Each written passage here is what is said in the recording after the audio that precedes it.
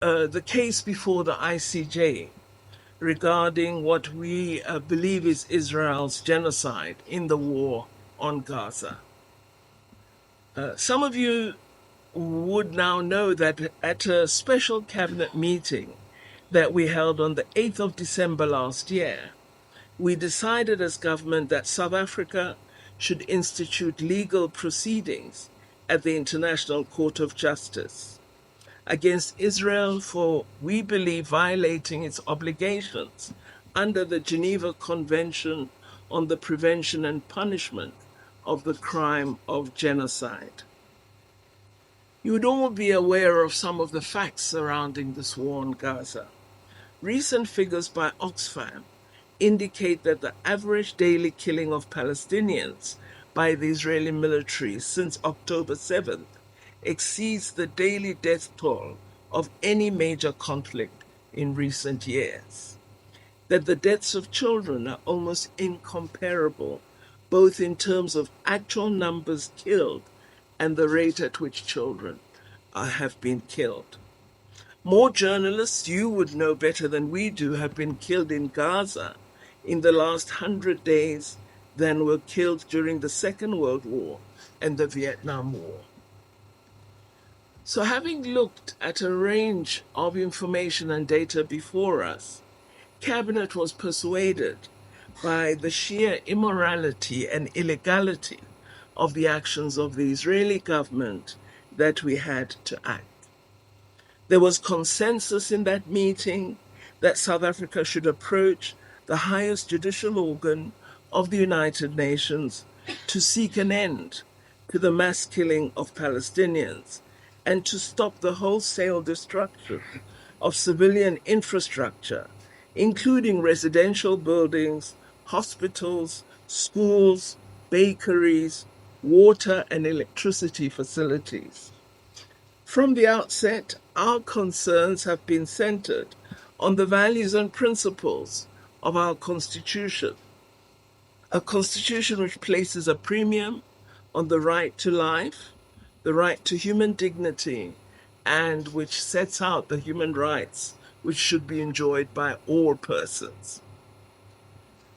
So following the cabinet decision, we then had to work very hard to ensure that we were able to institute and submit our application.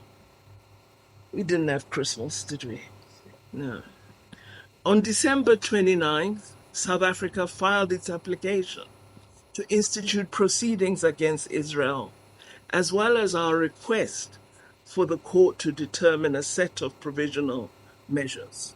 You're all aware the matter was heard in The Hague on the 11th and 12th of January this year, particularly at that time in relation to the request for provisional measures. The substantive matter of whether genocide has been committed will be addressed in the merits aspect of the case.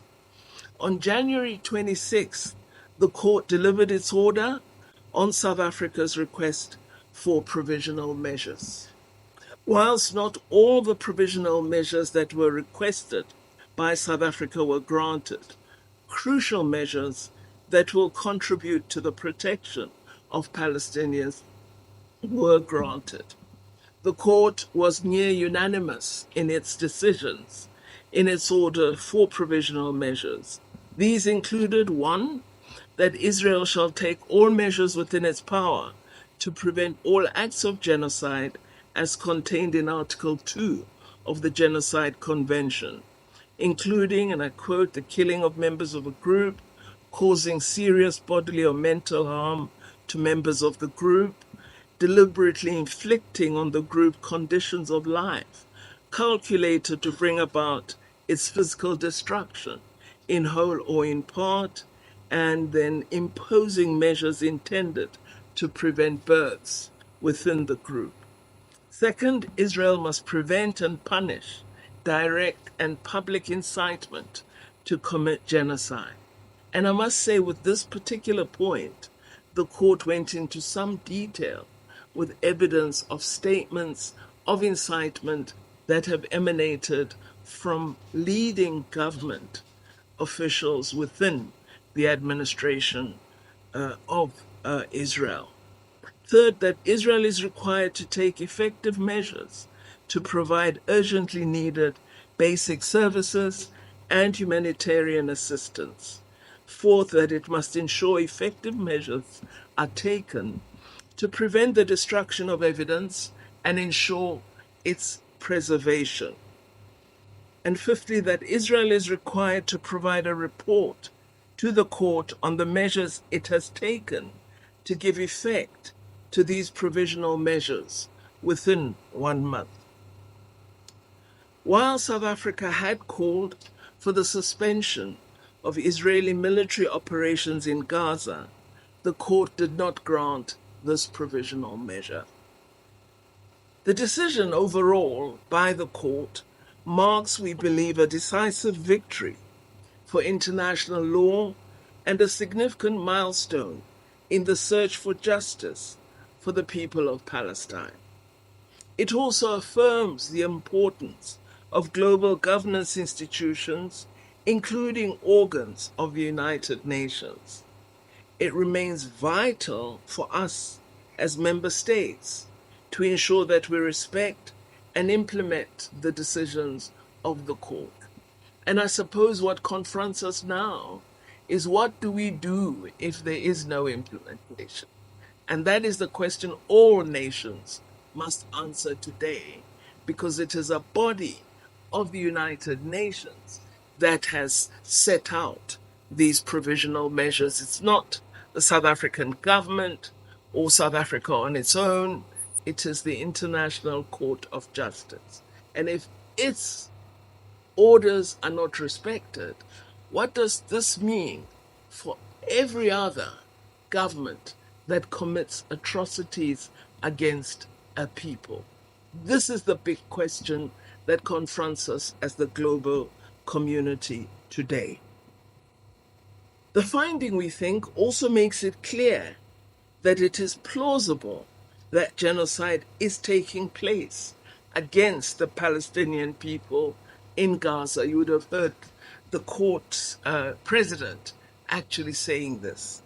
Third states must therefore also act independently and immediately to prevent genocide by Israel and to ensure that they, as third states, are not themselves involved in violation of the Genocide Convention by aiding or assisting in the commission of genocide. This necessarily imposes an obligation on all states to cease funding and facilitating Israel's military actions, which, as the court has indicated, are plausibly genocidal. As South Africa, we will continue to do everything within our own power to preserve the existence of the Palestinian people as a group. We will do what we can to seek the ending of all acts of apartheid and genocide against the Palestinian people, and to walk with them toward the realization of their collective right to self-determination. Because, as former President Nelson Mandela declared so stoutly, our freedom is incomplete without the freedom of the Palestinian people. And we can't ennoble President Mandela in some aspects and then neglect other aspects of his political beliefs. The UN peace and security architecture, as we can see today, is clearly not able to give effect to the right to self-determination of the Palestinian people, and has, of course, dismally failed to protect them from grave war crimes and the threat of genocide, which has necessitated concerned states to turn to the judicial institutions of the United Nations. If we fail through the judicial institutions, we must ask, what protects us now? South Africa welcomes the support expressed by several countries And we encourage those states that are so inclined to approach the court to intervene in the proceedings in support of our case so as to send a strong message to the international community that the situation in the Gaza Strip is indefensible. Several countries spoke to me at the summits in Uganda, indicating their intention to take these steps. But I am still waiting for the public action. But there are a number that have indicated a commitment to join us. You mentioned the enforcement question, which is obviously very central because, as you point out, if there isn't enforcement, then the use of law to you know embark or try and engage on contentious issues is essentially useless. What are South Africans' options on this? And given that the United States has made its allyship of Israel very overt, and has actually condemned our cases, amongst other things, quote unquote, meritless, it is being seen as an almost certainty that if this is enforced by the Security Council, they will exercise their right to a veto. What do you think the implications of that will be for international law and for the people of Palestine? We obviously have a circumstance now where UNRWA's funding has been cut because of these allegations that 9 or 13 of their staff members of a component of 30,000 were involved in the Hamas attack. And that obviously has serious humanitarian implications. What is South Africa? Is South Africa considered what the country can do in those circumstances? And then finally, we've seen a number of attacks on South Africa, including this allegation that somehow the ANC had received funding from Iran, and this was the basis upon which this case was brought. What do you make of that kind of concerted campaign again, in terms of in an attempt to portray the case as somehow financially driven by Iran? And how do you think it should be addressed, if at all? Thank you. Gosh, you asked about 6 questions. I know. She's done this. Sophie Mkwena from the SABC. Minister, the president yesterday at the ANC Lekgotla, when he was wrapping up, he warned the ANC and its allies that there's going to be a backlash. And he went as far as pointing out that there's a likelihood that there will be interference with elections. As government, have you picked up something in relation to intelligence around that? The other question is in relation to today, the Security Council will be looking at a report on humanitarian crisis from Mr. Griffith, but it will also look at this ICJ. And I saw South Africa is part of countries that will deliver statement. What will be South Africa's message? And do you think waiting a month for the report by Israel, while on the other hand there's heavy bombardment and loss of life, is something that the Palestinians can afford? Thank you.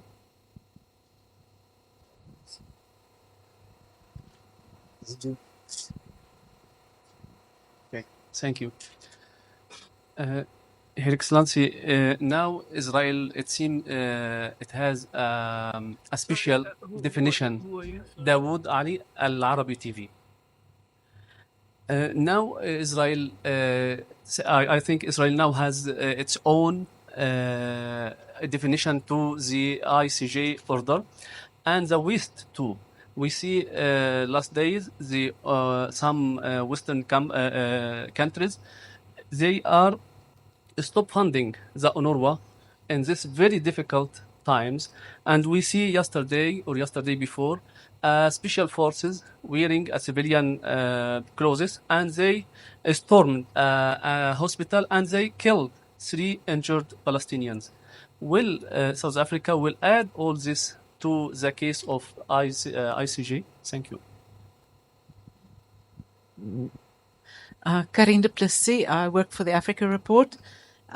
I also have a few questions. The first question is the diplomatic ramifications of the ICJ case that South Africa brought, and have there been any concrete evidence of any ramifications? I mean, I see that Israel isn't buying grapes from South Africa anymore. They cancelled the grapes and flights. The airline cancelled flights.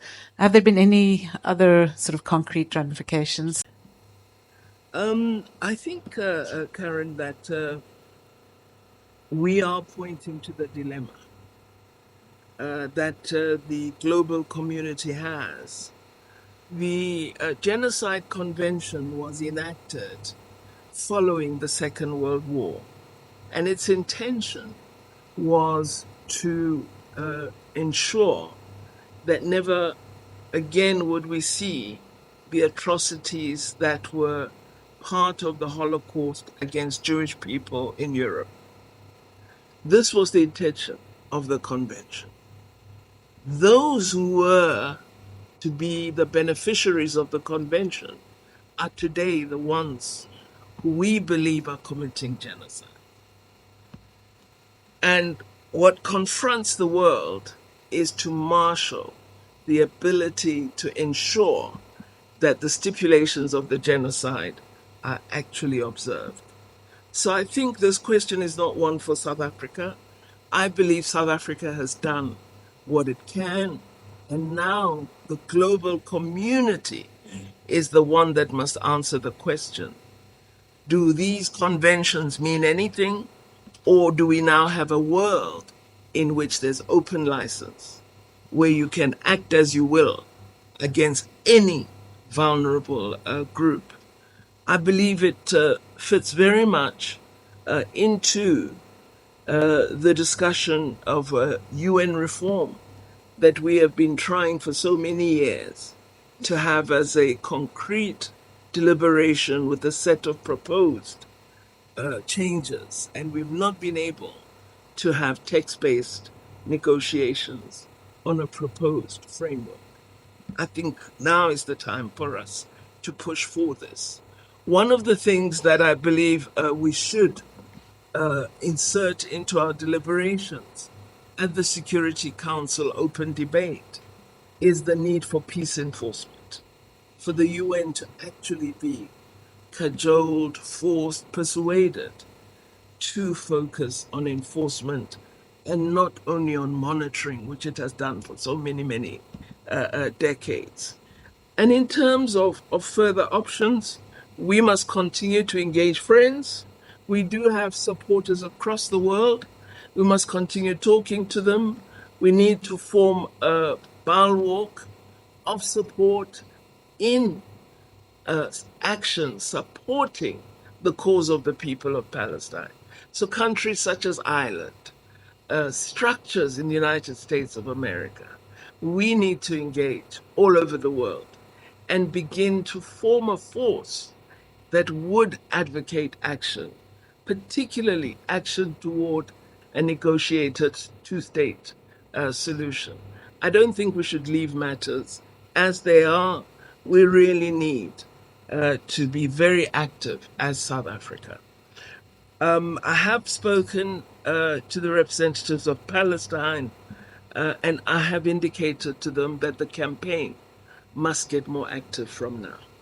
That the ICJ is not the victory that we want. It's a partial, it's important, it's decisive, but the major work we need to do is to ensure the real protection of the people of Palestine, but most particularly that we have the eventuality of a state of Palestine where people enjoy freedom, justice, and human rights. This is the task that we need to undertake, and we must caucus, we must persuade, we must initiate. So whatever forum we're in, we need to actively agitate and work for support. On UNRWA, I think one of the things we're going to see is all sorts of modifications of negative action against the people of Palestine. And you're going to see it every day. There'll be a different intervention which seeks to undermine, hence our conviction that genocide is underway. And whatever means to achieve it are available to Israel, which we shouldn't forget is an occupying power with a duty to protect those that it has occupied. So this genocide totally contradicts the role and responsibility of an occupier. We have to lift out these issues through yourselves in the media, being honest about how you report and not reporting according to who you're funded by, but actually telling the truth of this situation. Because many are dishonest in their reporting. Very few mention the fact that Palestine is occupied. Very few mention right of defense. It's right of defense, but it goes against those who've attacked you, not every civilian, which is the case currently. So we need to have an objective and open reporting, particularly us South Africans. I think you're probably one of the most objective press in the world, and you need to use that power to good effect. If you are, really the children of Mandela, your task is to seek to change the world, not to have it the same. So I think we need a global campaign in the interest of the people of Palestine. And what South Africa should do with the relief agency is to really try and secure humanitarian support. We should be speaking to the Gulf states. We should speak to other African countries that have the ability to contribute. We should look to our own resources. We should support the agency to provide humanitarian aid. We can't leave things as they are. And whatever we're able to provide, we should make it available. So I think there should be a massive drive to say to those powerful countries that have stopped funding, even though those accused workers have been suspended and investigations are underway. Again, you have collective punishment. We need to object to that, but we should also look at working with the world to secure funding from the South to assist this entity. On funding from Iran, I haven't had a chance to speak to the ANC to say whether they got funding from Iran, but I thought the story said that Iran has paid the legal team. Isn't that what said? Something like that. Now, as far as I know, the legal team hasn't been paid yet, and I've not seen an offer from Iran for such payment. But I know from the WhatsApps I get and what is said about me that the onslaught can be very fierce. I've been called an ISIS member. I'm a Hamas adherent. I hide under the cupboard. Iran is my master. All sorts of rubbish. And as I've said before, insults are the last refuge of a scoundrel. And we will get lots of attacks. But it's fine. We can be attacked, but we know what we are focused upon is the truth. The people of Israel are suffering from a form of colonized occupation, which is really something South Africans should never accept. So there's no funding from Iran. It's merely an allegation, and we expect even more allegations to come our way. All sorts of things. I was speaking to Minister Cele, and I'm wondering, do I have enough protection? We're expecting all sorts. So I think we should just be aware that there'll be a lot of misinformation, a lot of, fake news. There was some thing on X, which says that I'm saying, stand up, you Arab nations. Why are you so quiet? Why are you leaving it to us? And it's as though I'm insulting Gulf nation states. But I never said anything like that. So, I'm expecting all sorts of things. I think the president was in a realistic manner alerting the ANC leadership and the alliance to be aware that there'll be this kind of mischief. We've seen it occur elsewhere. And he said it may even straddle into our own national processes in the country. So we need to be alert. For example, I'm hearing now in the media that people are saying it's likely that we'll have an election that will have contested results. We've had excellent election administration. There's no suspicion of incapacity of the Independent Electoral Commission. Never has been. Why suddenly now? So it's all part of a pattern. And we need to just be very alert to it. And we must have confidence in our ability to manage our own business. On the Security Council, indeed, the matter is going to be discussed as an open session, so it will not just be the 15 Security Council members. Other member states that are interested will be invited and will be able to indicate their interest in making a statement, and South Africa will certainly take up the opportunity. I think it's important that we follow all the stipulations of the ICJ, that they've said a month for a report. Let us have that month. Let's see what report Israel will produce, and let's submit our own commentary, which will include the evidence of what we have seen since the ICJ ruling, because we cannot hide what we see and what we know is happening. I've spoken on the funding of UNRWA, and I think the attacks on hospital facilities totally go against the grain of the ICJ ruling. But all public service institutions have been attacked in the course of this war in Gaza. And it's something that again offends the provisions of the Genocide Convention. Because if you destroy hospitals, you're saying injured people must get no help, that people who need medical treatment must not have it. So essentially, you're sentencing people to death by virtue of, your activities. And the shocking thing of the hospital attack was going in dressed as though you are medical personnel, and yet you have murderous intent. As we said in our case, the years that we've had of great concern about the atrocious experience of people of Jewish extraction under the Holocaust allowed a condition of impunity to develop, that whatever Israel does, we cannot quarrel with it. We need to change this attitude, because it's clear we've created a platform in which atrocity is made to seem legal, and it cannot be accepted. On Karin's questions, well, Karin, I feel sorry for Israeli people that they don't get the delicious grapes of South Africa, because we have the best fruit in the world, as far as I'm concerned.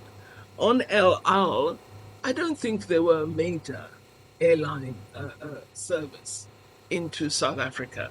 So I think a lot of noise is being made. I saw somebody lifting down our flag. I don't know where it was, so it's just to make us afraid that this is the international reaction. South Africans shouldn't be afraid. Of course, we mustn't be foolish. We mustn't be careless in how we act, because we have our own national interest that we must have regard to.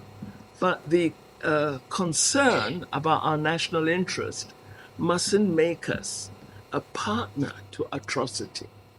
That would never be acceptable to us. So in terms of trade, let's look for other trade partners. Let's look at East Asia, for example. We've just successfully managed to return our sale of halal beef to Saudi Arabia, and this is exciting. We're increasing citrus exports to the UAE. We've negotiated an excellent trade agreement for beef with Malaysia. Let's now look at Indonesia. Let's really grow our sector, particularly in the halal food industry, and use it as a platform for expanding trade. So I think there are opportunities, and we need to take them up. Thank you, Minister. I was hoping you have covered all the questions that might be asked. So we'll take this round, Minister, and then we have questions that we've received also via WhatsApp, which we'll take immediately after this round. Thank you, Minister. Starting with you, Steve. Good afternoon. My name is Tembile Cele. I'm with Bloomberg News.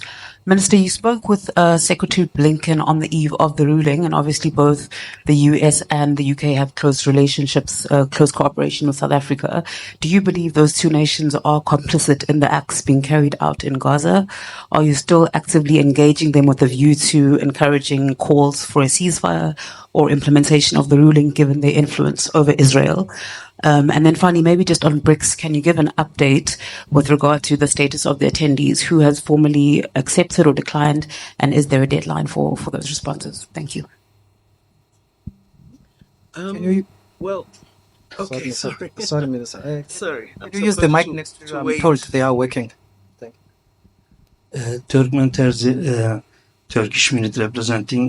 Minister, Turkish Foreign Ministry issued a statement supported your genocide case, and Turkish President Erdogan had a call with President Ramaphosa to support your application. But has South Africa's ambassador in Ankara, Turkey, requested government of Turkey to intervene and support South Africa's case submission to ICJ, like an official, like Germany is supporting Israel? And second question, can you please share with us the content of discussion that happened between you and Special Envoy to Western Sahara today? Thank you. Good afternoon. My name is Salailo. I'm from Salam Media. My question also touches on our diplomatic ties with Israel, especially since the ICJ case and where they currently stand. And also, what is the latest regarding downgrading our consulate in Tel Aviv, and also the status of the Israeli embassy here in Pretoria?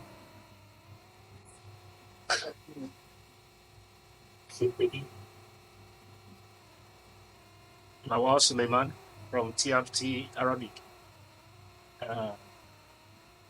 My question, I have about 3 questions to ask. What is the next step for South Africa regarding the ICJ ruling?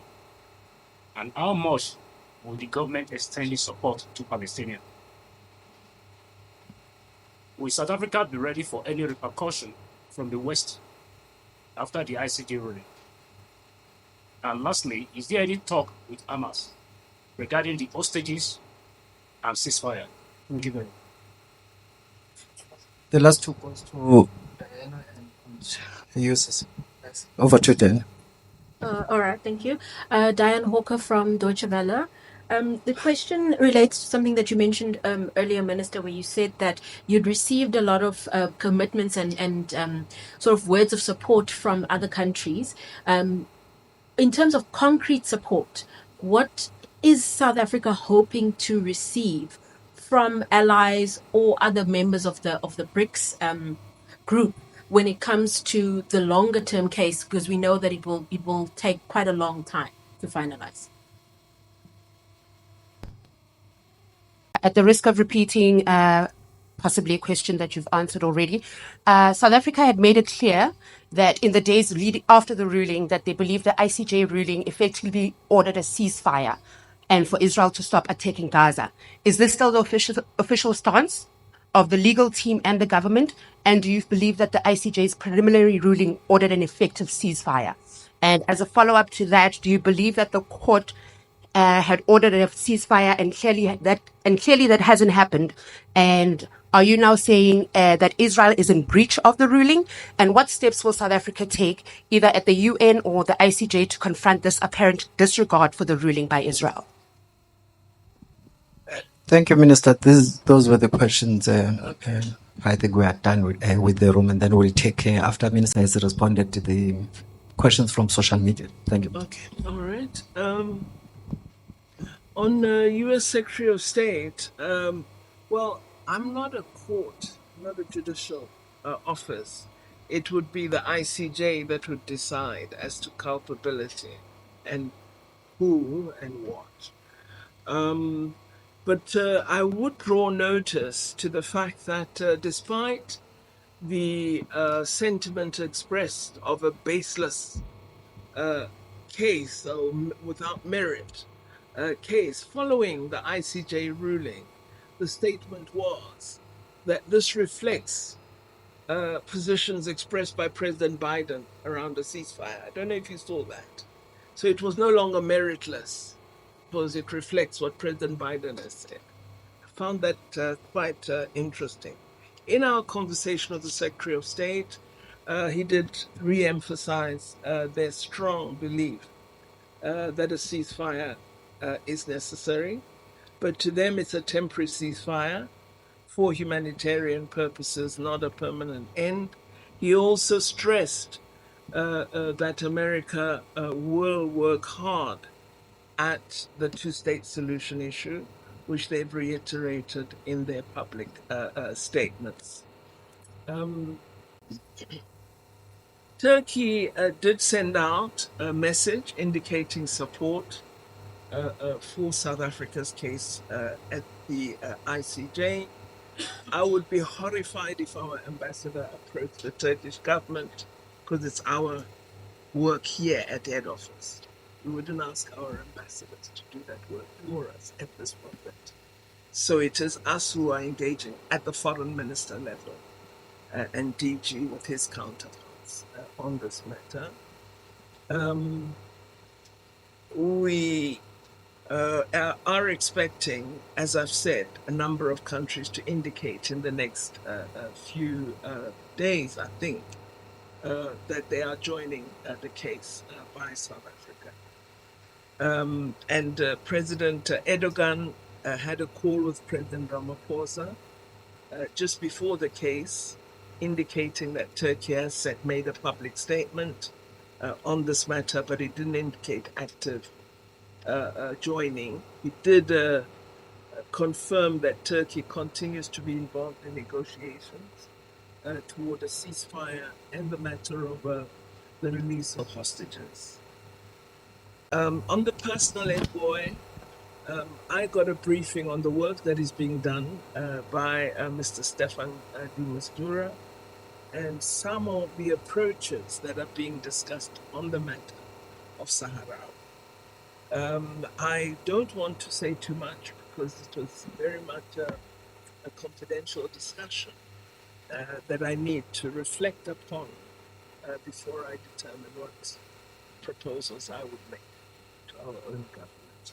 But it was a very useful discussion. I had written to him inviting him to meet with me, given our role with respect to Sahara. And he indeed traveled to South Africa and we had a very useful meeting, I thought. This thing of downgrading, I don't know what it means, we pulled out our ambassador from Israel. And following the killing of thousands of Palestinians, we took the decision to close the embassy until we have visible signs that action is being taken toward peace and ending the killings.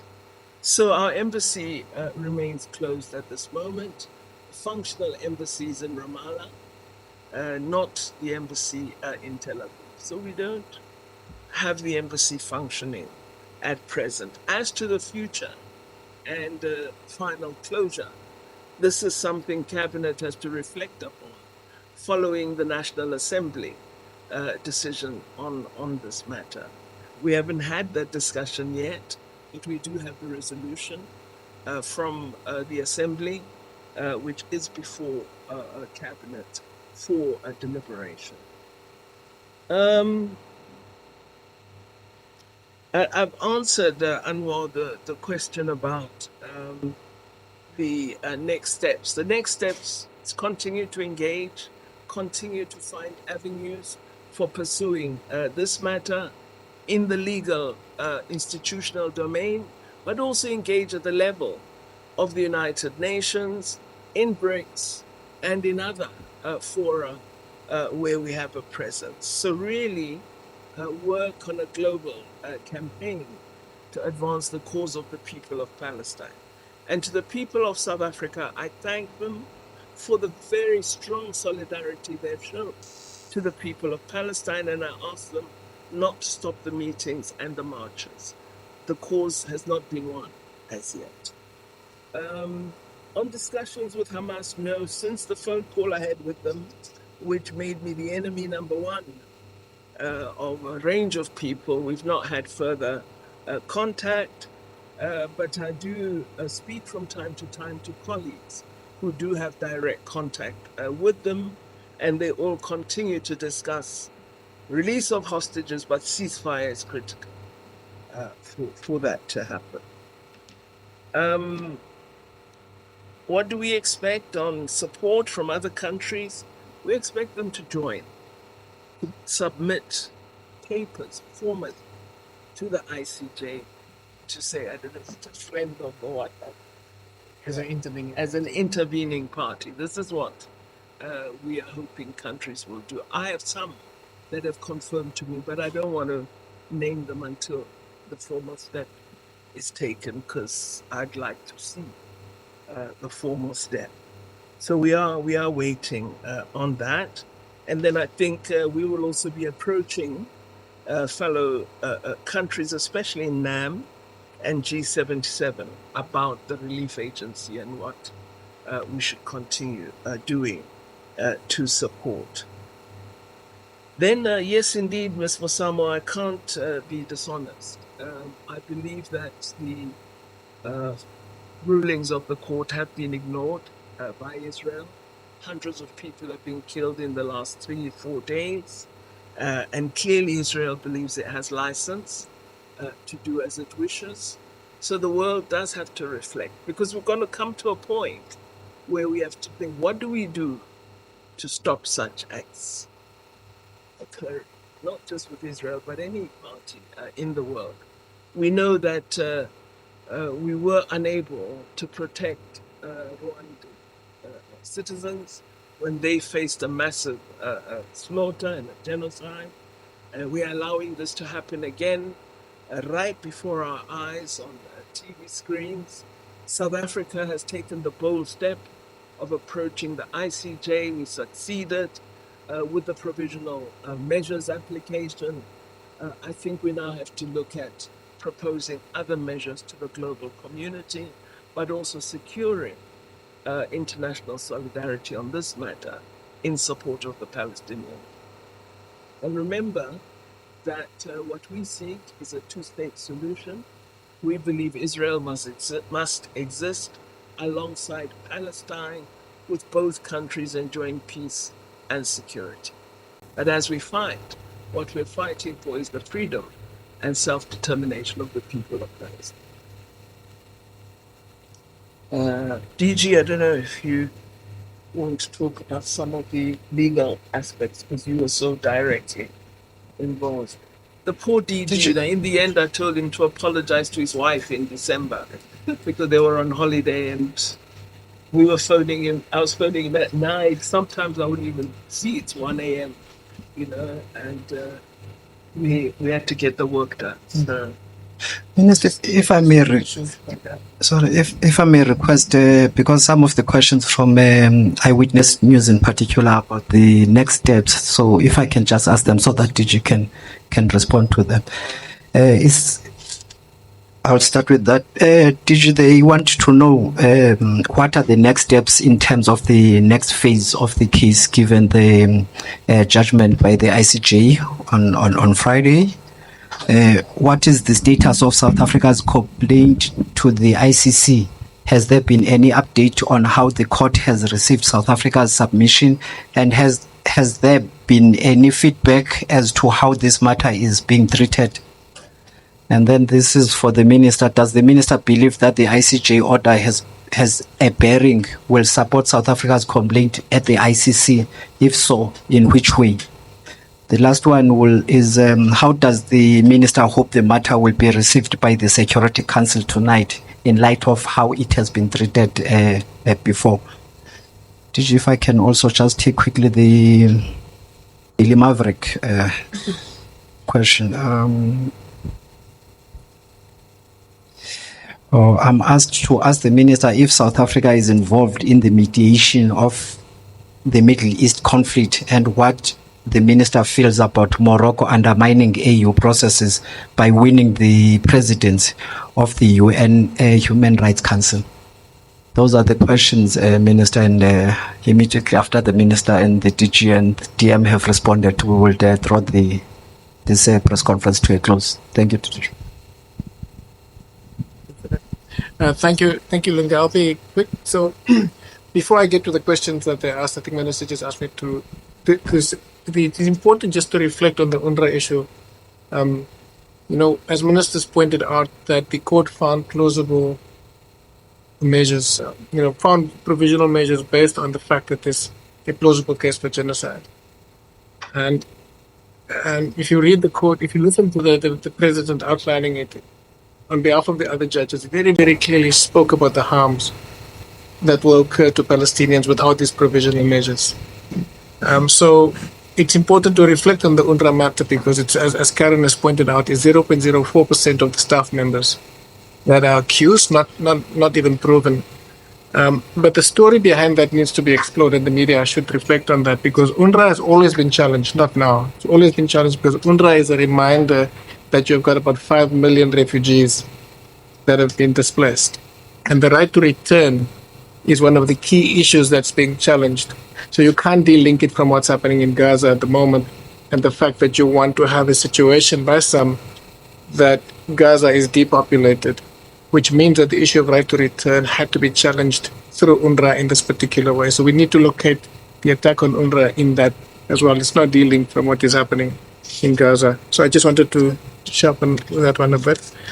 The question on the next steps. We will be called in together with Israel by the registrar in the next couple of days, where the registrar will outline the timeframes to file papers on the merits. This is called a memorial, so they'll give us timeframes to provide to do the memorials. And we're hoping that it would be the timeframes will be not longer than 6 months, but we possibly will be able to do a memorial within 3 months as South Africa. The legal team feels that that's the time frame that they were looking at. So that's the real next steps. But that is just the first step in a very long process. The ICC update, I think, is towards Minister. So I will leave it at that level.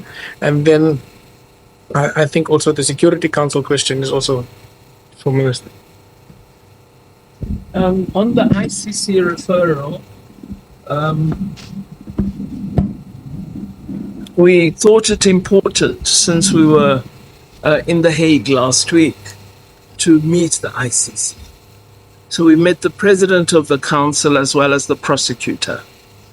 And while it's imperative that we don't interfere in processes of independent organs, it is vital that we alert them to our concern at the slow pace of action on matters that we refer to them as urgent matters. The prosecutor assured us that this matter is in hand and is being looked at by his office. He gave us an elaborate explanation as to personnel assignments and the work that the prosecutor is currently undertaking. What I felt he didn't answer me sufficiently on was I asked him why he was able to issue an arrest warrant for Mr. Putin and is unable to do so for the Prime Minister of Israel. He couldn't answer and did not answer that question. But I read into some of what he said that the investigations are still underway, and until their conclusion, he cannot pronounce on this matter. So we have taken the opportunity to just establish where we are with respect to the ICC referral. We asked them to keep us abreast of developments and that we won't be a nuisance, but we will keep coming back. Then you asked about some diplomatic thing. Sorry. The Security Council, there was one before the Security Council question.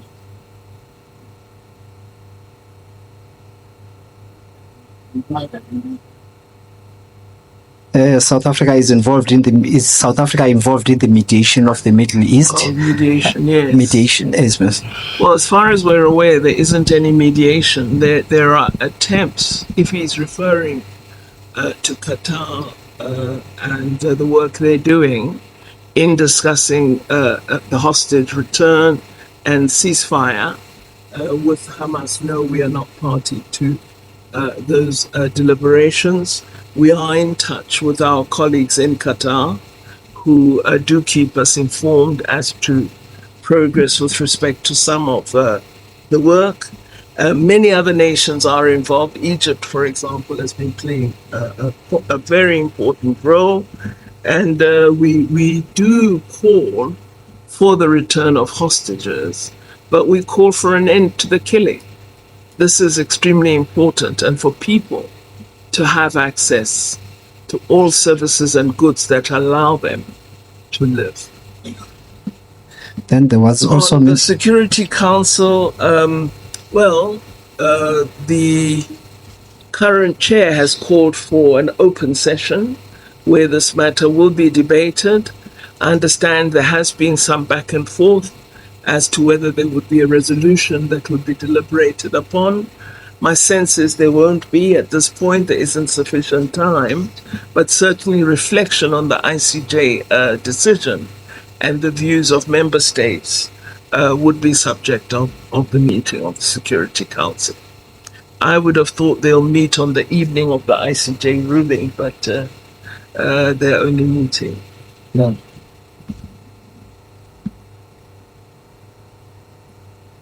There was this one about the Morocco undermining AU processes. Oh, yes. By winning the president. I don't know if they undermined the processes of the AU. They were a candidate, as South Africa was, and there was an open vote by member states.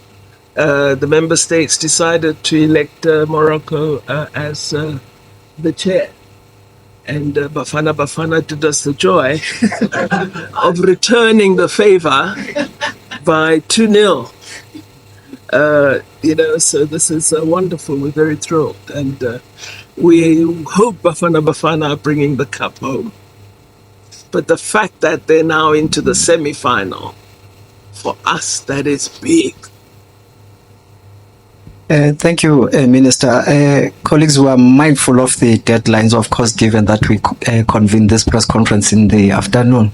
So we have come to the end of it. And thank you very much. Thank you, Minister. Watch more videos like this one? If yes, subscribe to our channel and press the bell icon next to it.